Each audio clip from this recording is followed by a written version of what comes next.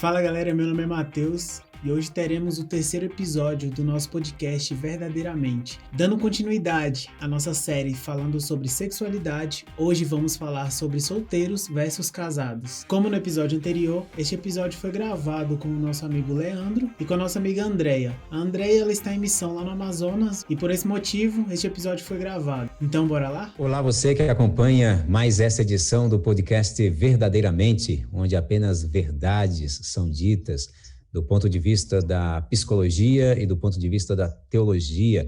Nesses primeiros episódios que nós estamos tendo, estamos falando sobre sexualidade. E hoje vamos, mais uma vez, entrar nesse tema. E qual é o tema específico de hoje, Andreia? O que a gente vai conversar hoje? Olha, perdão, antes de eu falar qual que é o tema de hoje, você já pensou em ser radialista? Porque combina, viu? Vamos lá, então. Hoje nós vamos falar sobre a solteirice. E aí, dizem que é mito, que é bom, que não é bom. O que nós temos aí? Não pode ficar solteiro, tem que ficar solteiro. Solteiro sim, sozinho nunca. Jamais. Então, vamos entender isso daí um pouquinho, vamos falar Nesse sobre... frio, tem um bocado de gente sentindo falta de alguém ali para aquecer os cobertores. Então, ó, pela Bíblia, todo mundo tem que casar ou dá para ficar solteiro? E se a pessoa quiser ficar solteiro o resto da vida? E aí? Não é? O que a Bíblia fala sobre isso? Como podemos ver? E também na psicologia. Isso é bom, isso é ruim? Vamos ver então o que temos a dizer sobre essas questões aí, né? Sobre... Eu estou lembrando aqui de uma pessoa da Bíblia que mais falou sobre casamento. Muita gente... Tem várias coisas na Bíblia sobre casamento e tal, mas tem um personagem da Bíblia que falou demais sobre casamento. E essa pessoa era o apóstolo Paulo, que era um solteirão. Não é? É meio, sei lá, estranho. O que mais falou sobre casamento é justamente o solteirão. Um solteiro, né? Solteirão. Então, e aí a gente tem, além de ter o ponto de vista de um solteiro, teólogo, tem o ponto de vista de uma casada. Exato. Na área da saúde mental aí, pronto, combinou, fechou. Estamos perfeitos. Então a gente tem aqui uma profissional da área da psicologia, um profissional aqui da área da teologia, um solteiro, casada, estamos completos. Podemos já... O que é melhor? Se é melhor estar casado ou solteiro? Rapaz, eu já fui solteira, hein? Você conhece os dois lados da moeda, né? Eu só conheço o lado de estar solteiro. Só o lado de cá, né? Do lado de cá do paraíso, eu acho que a ideia de estar casado é mais legal. Dizem que a grama do vizinho é sempre mais verde, né? Dizem que é.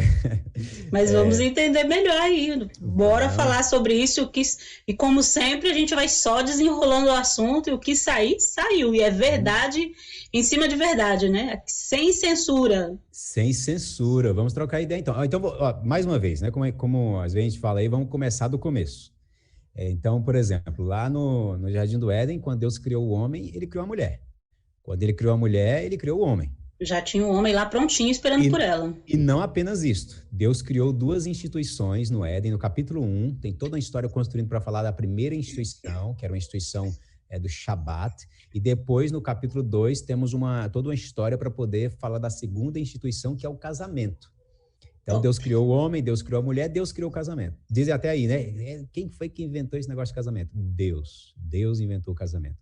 E lá no começo, o que a gente tem na história é Deus chegando em Adão e falando assim, Adão, toma os bichinhos aqui, coloca os nomes neles. E Adão veio lá e o cachorrinho tinha a cadelinha, todo mundo tinha todo mundo, e ele solteirão, né, sozinho, sem querer cantar uma bela canção. E aí o próprio Deus diz assim, não é bom o homem estar só, falei uma adjutora que lhe seja idônea. Então... projetou o casamento. Mas me explica um pouquinho melhor isso daí. Você que é um expert dentro do que você conhece, é claro, da Bíblia. O mundo era perfeito. Não existia pecado. E não era bom que o homem ficasse sozinho. Será possível? O que esse homem ia fazer se ficasse sozinho? Como a gente falou lá atrás, precisava de uma mulher para cuidar dele, né? Tinha que ter uma mulher na história, né? Tinha que ter uma mulher. Realmente assim, talvez até pareça estranha a expressão não é bom. Veja que a expressão não quer dizer não é mal. Aliás, a expressão não está dizendo é mal, é ruim. Está dizendo apenas o seguinte, não é bom. Não é bom. Para nós, talvez seja um pouco estranha essa ideia, porque Deus, a cada dia da criação, Deus termina de criar e diz, Deus criou a luz e viu que a luz era boa. com exceção do segundo dia da criação, né? No segundo dia não é dito que era bom, mas tem uma outra questão envolvida. E depois que ele termina tudo, no sexto dia ele diz, e eis que tudo era muito bom. Há uma repetição, Moisés, ao escrever, vai repetindo, é bom, é bom, é bom, é bom. E aí ele abre esse destaque, ou seja, ele está intencionalmente querendo chamar a atenção. Quando ele vai num ritmo e ele quebra esse ritmo, ele está querendo chamar a atenção. Ele está chamando a atenção para um aspecto básico e fundamental da comunidade de Israel, do ser humano, e esse aspecto fundamental é a formação da família. E onde que começa a se formar uma família? No casamento. Né? Então, não era uma boa ideia o homem estar sozinho. Ele necessariamente necessitava de uma adjutora, de alguém que lhe correspondesse, que ele pudesse amar e ser amado. Então, nesse mundo ideal de Deus, Deus cria o casamento. Né? Isso estamos falando de um mundo ideal. Né? E aí, claro que agora também há outras circunstâncias envolvidas que não existiam no Éden, mas tristemente existem em nosso mundo. Então, pensando nesse contexto aí, onde não é bom que o homem fique só, e você explicou que não quer dizer que é errado, mas eu entendo então que é melhor que ele tenha alguém. É o ideal, é o ideal.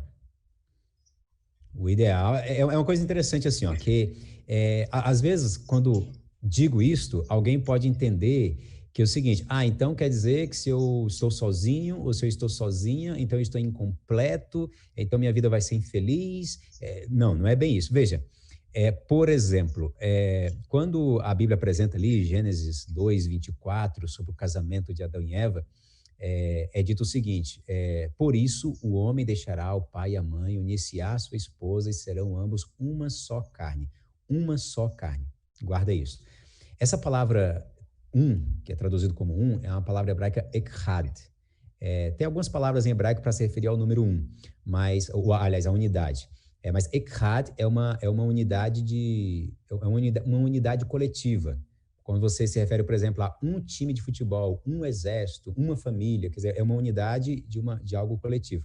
É a mesma palavra que vai ser usada na declaração de fé de Israel, em Deuteronômio 6, quando fala, ouve, ó Israel, o Senhor é único Senhor.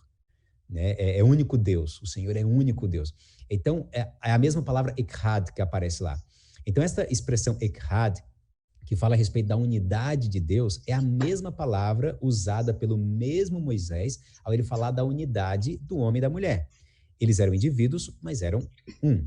E o que a gente encontra quando a gente olha para Deus? O que a gente percebe Deus é o Pai, o Filho, o Espírito Santo, mas Deus é pleno também sozinho. Jesus é totalmente Deus, o Espírito Santo é totalmente Deus, o Pai é totalmente Deus, e juntos são Deus, não há outra palavra. A mesma coisa o homem e a mulher. Então, veja, o homem sozinho, está faltando alguma coisa nele? Não, o homem sozinho ele é completo. A mulher sozinha, está faltando alguma coisa? Não, ela é completa. Mas isso não faz lógica, porque o homem e mulher juntos é que são completos. Isso é verdade, está na Bíblia, é essa a descrição que está lá. Né? O homem e a mulher juntos, eles serão completos. Agora, para ser completo, pela lógica, você pega duas metades e faz algo completo. Você não pega uma coisa completa com outra coisa completa e faz uma coisa completa. Mas sim, é exatamente isso que a Bíblia diz. Você vai ter um homem completo, uma mulher completa sozinhos, e agora os dois juntos. Por exemplo, mais uma vez só completando, é dito o seguinte, que o homem mais a mulher juntos vão ser uma carne. Não é que a metade de um homem, a metade de uma mulher, é um homem inteiro, completo. Ele já é inteiro. Sim, desculpa. Aí a gente pensa naquelas frases. O meu sapato furado, a tampa da panela. Metade da minha laranja. Metade da laranja, isso aí. Minha alma gêmea. Né? E essas coisas. Então, eu sozinho não sou completo, eu sozinho. Não é assim. O homem sozinho é completo, a mulher sozinha é completa. E na matemática de Deus, 1 mais 1 é igual a 1. Não dá para resolver isso matematicamente. Até porque também pode não ter lógica na ideia de, mas calma aí, se o homem já é completo e a mulher já é completa, por que os dois então precisam um do outro para ser completo? Isso aqui não é uma matéria de exatas, não é uma matéria de humanas, é uma matéria de divinas. Isso aí. E na matéria de divinas, o que podemos dizer é, o homem completo e a mulher completa precisam um do outro para serem completos. Parece um sentido, mas é a verdade. É muito interessante, a gente entra aí nesse contexto de completude e ao mesmo tempo de individualidade, aonde desde pequenos nós aprendemos que eu tenho sim que encontrar uma pessoa que me complete. Nós vemos aí os contos de fada, que eu preciso encontrar o meu príncipe encantado, somente quando eu encontrar esse outro eu me tornarei feliz. E aí nós acabamos de uma forma até neurótica aí buscando um ideal, buscando alguém que vá me completar, e eu lanço sobre o outro uma expectativa de que ele tem que trazer para mim algo que me falta. E é uma responsabilidade muito grande. Então, do ponto de vista da psicologia, essa ideia de querer buscar completar-se em outra pessoa, por mais romântico e bonito que seja, na verdade é uma visão equivocada. Sim, Freud fala que o amor em si é uma neurose. Então, essa ideia de que o outro irá me completar, a gente percebe então que eu logo não sou o suficiente, e é nesse contexto que você falou, quando nós unimos isso à Bíblia. Então, eu não sou o suficiente, eu sou, mas com o outro, eu também sou completo. E esse encontro desses dois não invade essa individualidade, mas ao mesmo tempo nos tornamos um. E há uma objetividade, há um propósito nesses dois, né? Então, é algo só divino mesmo, é maravilhoso, é encantador. O problema é quando eu lanço sobre esse outro essa expectativa de que ele tem que trazer aquilo que me falta. E logo eu percebo que ele não me oferece aquilo, então eu entendo que esse é o errado. Esse não é aquele parceiro, não é aquela banda da laranja. Então, eu tiro ele de campo e encontro outro. Eu fui num casamento, alguns anos atrás, eu fui madrinha de casamento. E antes ainda de entrarmos na igreja, eu tive o privilégio de levar a pessoa ao altar. E antes de eu levá-lo, eu perguntei para ele como que estava, se ele estava certo disso e tudo mais. Daí ele respondeu assim para mim: se não der certo com essa, eu caso de novo depois. Isso no casamento. No dia do casamento. Por quê? Na nossa ideia, é normal esse tipo de pensamento, é normal, porque é o outro que de repente não supre essas minhas necessidades, então eu tiro ele de campo e coloco quem vai suprir. E nunca ninguém vai suprir, porque eu já sou completo. Exato, e porque agora está colocando toda a responsabilidade no outro, então tirou de si mesmo. E às vezes a pessoa ela tira a responsabilidade de si para colocar em Deus e diz assim, não, Deus vai trazer para mim a pessoa perfeita, e é bom a gente confiar em Deus, mas o problema disso porque daí eu passo a querer de Deus que ele envie uma pessoa perfeita, ao invés de focar que Deus me faça a pessoa ideal, né? Perfeita ninguém vai ser, né? Mas o melhor possível. Então, de repente, quando joga isso para o outro, então, calma aí, eu estou esperando a minha metade da laranja. Então, Deus vai trazer a minha alma gêmea. Então, no final das contas, eu estou colocando assim, ó, Deus e o outro resolvam a minha vida porque eu mesmo não consigo resolver. E aí há uma terceirização. Então, eu esqueço de quem tem que ser a pessoa ideal, porque enquanto eu busco esse ideal, eu esqueço de me tornar o ideal. Enquanto eu espero, eu não me transformo nesse ideal para que eu enxergue quem é esse outro. E nós temos alguns problemas aí, é claro que não dá para a gente falar de tudo que abrange isso por conta do tempo, mas é interessante, Leandro, que nós nos apaixonamos e buscamos nesse outro histórias muito parecidas com a nossa. Geralmente, nós nos apaixonamos pelas dores. É interessante como o ser humano, ele faz as suas melhores conexões diante de sofrimentos iguais. Na fila do pronto-socorro, ali enquanto espera, você tem uma dor parecida com a minha, então a gente tem como conversar, nós temos muitas coisas em comum, e logo eu gosto, porque esse outro me entende. E dentro dessas questões também, aí de relacionamentos, falando de homem e mulher, é assim também. E imagina, dois com problemas ali, geralmente, bem similares, um esperando que o outro ofereça aquilo que não tem. Essa tua fala aí mudou completamente aqui na minha cabeça a concepção da ideia de se não vem por amor, vem pela dor. Então, na verdade, muita gente se une realmente não por amor, mas se une pela dor. Sim. Que coisa, hein? Exatamente, justamente por conta dessas neuroses, por conta dessa busca, daquilo que para mim é familiar, daquilo que eu entendo. Então, quando esse outro, e é muito normal se nós vermos nas nossas famílias, nós vamos ver se a minha família é uma família destituída de algumas coisas, a família do meu esposo também. Nós temos tantas semelhanças entre as famílias que às vezes nós não sabemos de qual família estamos falando. Porque é muito comum isso é ideal, é o ideal não, é o que é mais visto, né? Geralmente é assim, não é uma regra, mas geralmente é assim. Então, a busca desse parceiro ideal, a expectativa que eu lanço, eu costumo dizer que é injusta, porque o outro não sabe quais são as minhas expectativas, e principalmente porque nós não verbalizamos isso, principalmente mulheres. E homens têm uma dificuldade tremenda de interpretar a fala da mulher, que muitas vezes ela nem consegue usar ali naquele discurso. Ela deixa entre linhas, né? É um desafio, né? A mulher vai dizer assim, tem que conversar, o diálogo é fundamental. Então o que você tem? Nada, tenho nada. Exato. Então, Leandro, essa fala aí me lembra uma escritora norte-americana, um tanto famosa aí, Ellen White, onde ela dizia que para que nos tornássemos santos no céu, deveríamos primeiro nos tornar santo em casa. E aí, a vida de casados, a vida familiar, é como se fosse um estágio para o céu, porque se a pessoa sair ileso de um casamento, olha, glória a Deus. Se sobreviver, merece o céu. Com certeza. Agora, e isso... Não, isso não é uma desmotivação.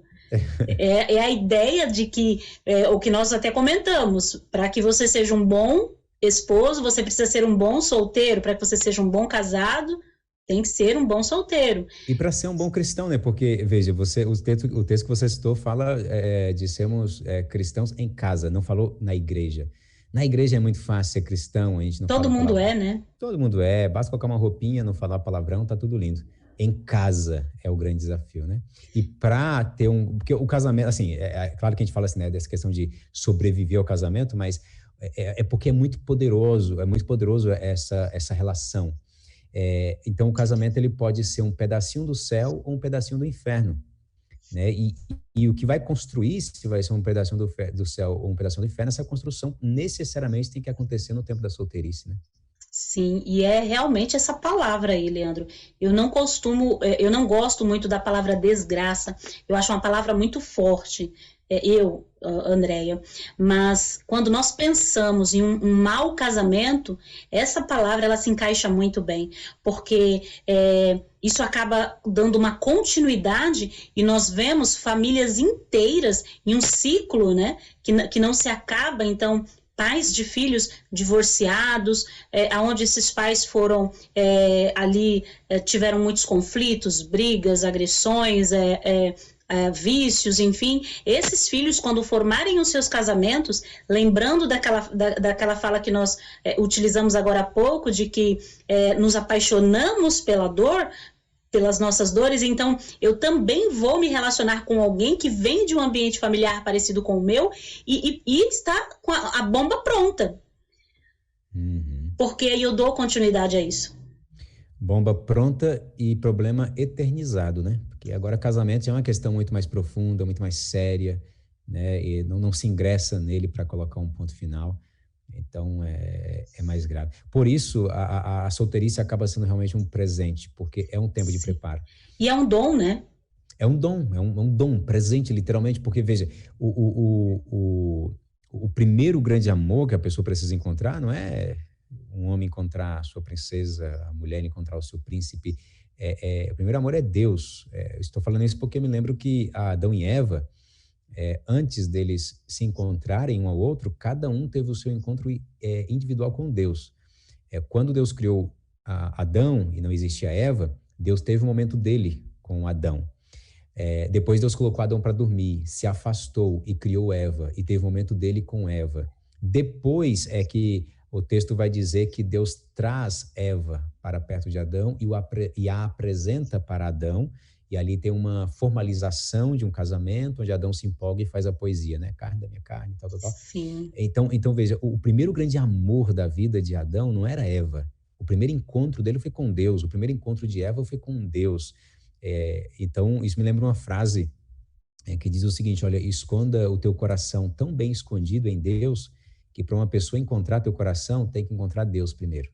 Sim, também tem um contexto de que quanto mais perto de Deus eu estiver, mais perto eu estarei do outro também, porque é Ele quem faz essa conexão. No Testamento, primeiro Deus nos amou e por isso nós nos amamos. E eu costumo muito, em minhas orações, agora já direcionada aos meus filhos, que são jovens, e sempre falo para o Senhor que a garota que o meu filho se apaixonar, a garota que ele namorar, que ela ame muito mais a Deus do que a ele. O garoto que minha filha se apaixonar, que ele ame muito mais a Deus do que ame a ela. Porque se amar mais a Deus, então é perfeito, dentro das nossas condições. Aí a prioridade está organizada da maneira correta, né? Aí está organizada da maneira correta. Claro que a gente está mencionando aqui um aspecto da solteirice, daquela pessoa que faz planos de casar e ele está aqui se programando e se preparando, e a solteirice se torna um presente como uma preparação individual para a vida a dois. Sim. Mas a gente sabe que há outros tipos de contextos em que tem gente que não escolhe não se casar, não quer se casar, ou talvez tem uma dificuldade para querer casar. E como se trataria do ponto de vista psicológico essas questões aí do... Então, quem não quer casar é problemático ou dá para viver? Depende. Então, depende. Se está solteiro e se sente feliz, mas não, a felicidade, é claro que ela é subjetiva, enfim, mas eu me sinto bem. Nós temos momentos de felicidade, temos momentos de tristeza também, mas eu estou bem com a minha condição, ok. Às vezes, a pessoa, ela tenta esconder que ela não está bem, para que ela não perceba que ela necessita do outro. Então, no ponto de vista dela, ela está muito bem resolvida e não precisa de ninguém. É um outro aspecto. Mas tem aquele também que está bem, que não precisa, não há uma dependência. O problema é a dependência. Eu dependo do outro para ser feliz, ou eu dependo de não ter ninguém para ser feliz. E aí nós temos um problema, porque a dependência, então ela vai gerar um conflito muito grande. E se for diferente? Então, nesse contexto aí da solteirice, do que é ideal, do que não é ideal, Paulo dizia, não é bom que o homem viva só. E aí você vai fazer teu complemento aí dentro da Bíblia em relação a essa fala, mas a solteirice ela tem privilégios também, tem benefícios, e muitas pessoas, como você até citou no início lá, solteiro sim, sozinho jamais. Então, as pessoas utilizam esse período de solteirice para curtirem, mas uma curtição errada, em busca desse desejo, dessa satisfação, encontrar nesse outro faltas, que as expectativas que ele tem e não foram encontradas ainda. Então, eu prejudico esse momento, enquanto era um momento de eu estar atento, porque eu costumo falar, às vezes nós estamos tão ofuscados que não percebemos quando alguém passa. Eu me lembro bem uma situação um tempo atrás, nós estávamos no metrô aqui em São Paulo, horário de pico, quem é daqui de São Paulo sabe que o metrô é super lotado. E falando em São Paulo é a cidade com mais solteiros no Brasil. Então, quem estiver procurando aí o par ideal, aí, esse ideal, vem para São Paulo. São Paulo tem um bairro aí, parece que se chama Paraíso, né? Chama-se, no centro. Perfeito. Vem para São Paulo, vai para o Paraíso e encontra esse... ou o seu Adão. Exato. Então, mas não vem em horário de pico. Estávamos no metrô, no horário de pico, e o meu filho estava no celular e tinha uma garota na frente dele, mas eles estavam tão colados, um com a frente para o outro, assim, muito perto. Os dois estavam com o celular, eles estavam quase se tocando. Só que eles estavam olhando o celular, eles não trocaram um olhar um minuto sequer. E eu estava do outro lado só observando. E eu falei, olha que coisa, né? Então estão tão focados ali que nem se perceberam. E eu vejo que muitas vezes acontece isso. Então, nós percebemos que muitas vezes ficamos aí ofuscados por muitas coisas que tiram a atenção e eu perco de ter a sensibilidade e perceber o que está ao meu redor, quem está ao meu redor, nessa neurose, nessa busca por essa pessoa ideal.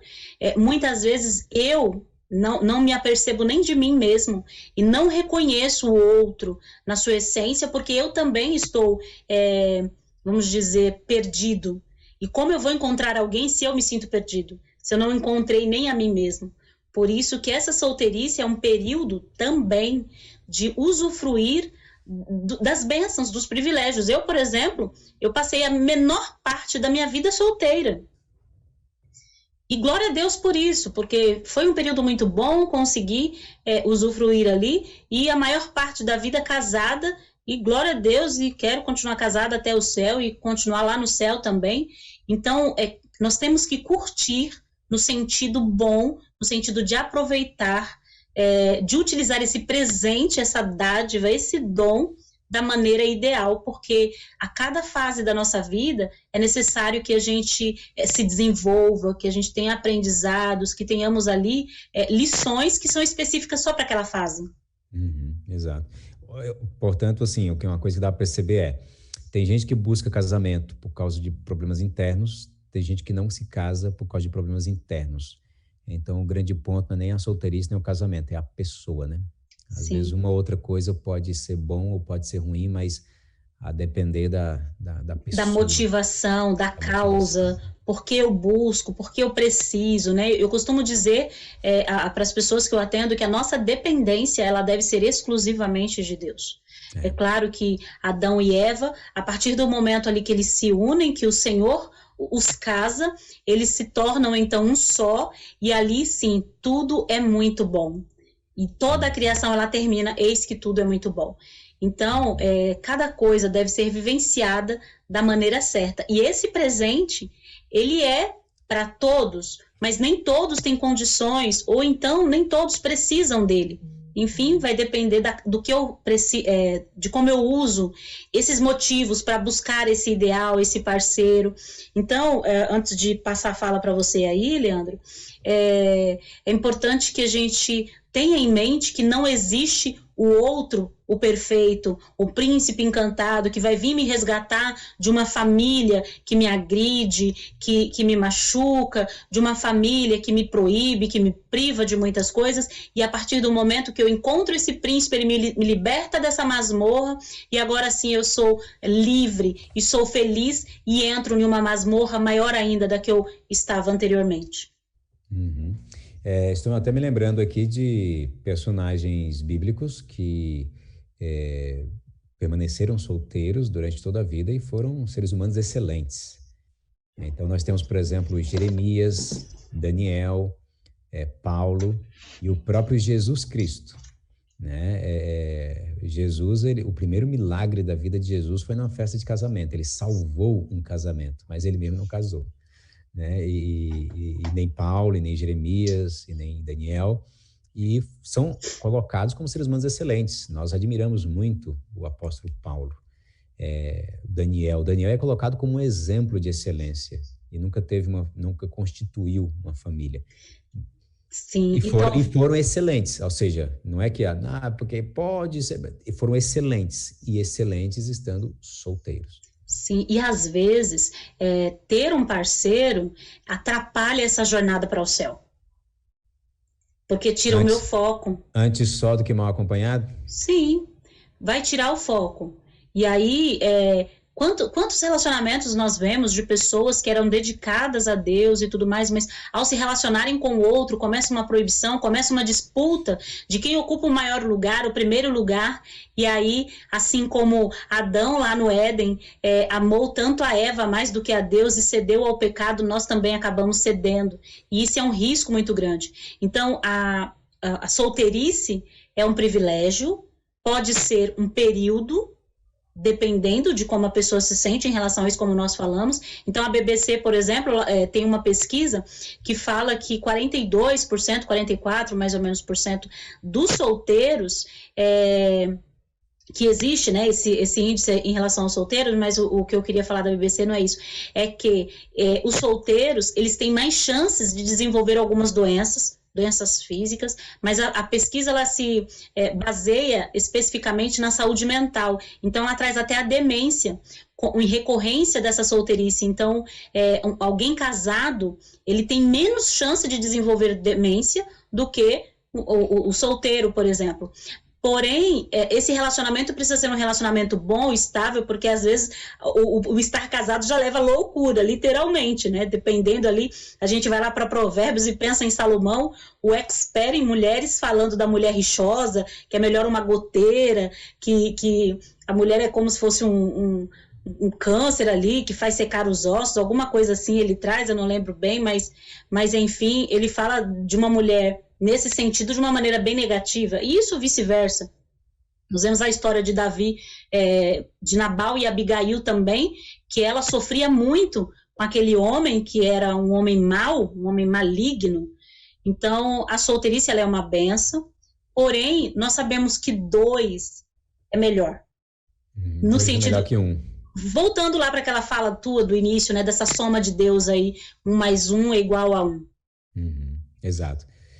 O ser humano ele é completo sozinho, mas ele precisa estar com o outro para ser completo. É estranha a frase, mas é o fato, né? Porque realmente o plano original de Deus é o casamento. Quando Deus cria a humanidade, ele cria o casamento. Mas depois desse mundo ideal, nós temos circunstâncias em que a solteirice é preferível ao casamento. Então, a gente vê, por exemplo, Paulo parece meio problemático, né? Paulo, ele fala, eu preferia que vocês ficassem igual eu, que vocês, ninguém casasse, seja igual eu aí, vai pregar... Vocês são meros mortais. Vocês são meros mortais, seja igual eu. Todo mundo aí, é melhor ficar solteiro e se dedicar. Agora, Paulo está falando de uma situação que o próprio Jesus havia falado também, não somente de casamento, mas falou até mesmo da gravidez, de ter filhos. Jesus falou o seguinte, olha, chegará um tempo que, ai das grávidas, vai ser um tempo difícil, era um tempo de perseguição. E quando esse tempo de perseguição chega, que é um tempo que não é bom nem ter filhos, Paulo vai dizer, olha, é melhor não casar, porque a igreja estava num contexto de perseguição. E isso nos remete à história de Jeremias, porque Deus também falou algo semelhante para Jeremias. Falou, Jeremias, nem casa, porque vai vir Babilônia, vai destruir Jerusalém. Vai dar ruim. Porque se você casar, tiver filhos, vão levar teus filhos para... Então, o fato de Jeremias saber a próxima parte da história, num contexto de tragédia, era, naquelas circunstâncias, melhor estar solteiro do que casar. Então, há circunstâncias em que pode ser preferível, né, a solteirice, talvez por uma vida inteira, né? Agora, obviamente, o plano de Deus... É importante dar ênfase nisso porque casamento tem saído de moda. Enquanto tem diminuído o índice de casamentos, está aumentando o índice de divórcios. Muito. E está aumentando o índice de pessoas que não se casam e não querem se casar. E casamento saiu da moda. Então, é importante dar a ênfase, né, de que o casamento fará bem. Agora, não é o casamento em si, uma mágica. Um bom casamento fará bem. Sim. Deus inventou o casamento, então tem que seguir o projeto de Deus para o casamento. Se o projeto é dele, ele é o idealizador, o construtor, quem somos nós para fazer diferente, né? E é interessante, eu ouço muito, Leandro, partindo aí já para o final, eu gostaria de deixar 2 colocações aí, complementando a tua fala. Muitas pessoas falam assim, eu jamais vou casar, não aceito casar, mas mora com a outra pessoa, então mora há anos com aquela mesma pessoa, mas não aceita casar de jeito nenhum. É muitas pessoas que eu vejo nesse contexto. Já mora junto, já tem uma família, já tem filhos, mas casados. Não aceita se casar. Mas olha o peso que a palavra casamento, que o significado do casamento tem sobre esse indivíduo, a ponto de... Ele já tem tudo, já está na casa, já mora junto, já tem filhos, já constrói tudo ali, e mesmo assim, quando fala de casamento, não, eu não sou casado, eu namoro, eu moro junto, eu estou amaziado, enfim, parece que é uma palavra que pesa menos em relação à palavra casamento, justamente foi o que você falou, saiu de moda, a palavra casamento, o casamento hoje está muito deturpado, é muito diferente do propósito, do que é pensado por Deus, do que é sonhado, né, do que é desejado por Ele. E uma outra coisa, também essa fala de Paulo aí, que é melhor casar do que viver abrasado.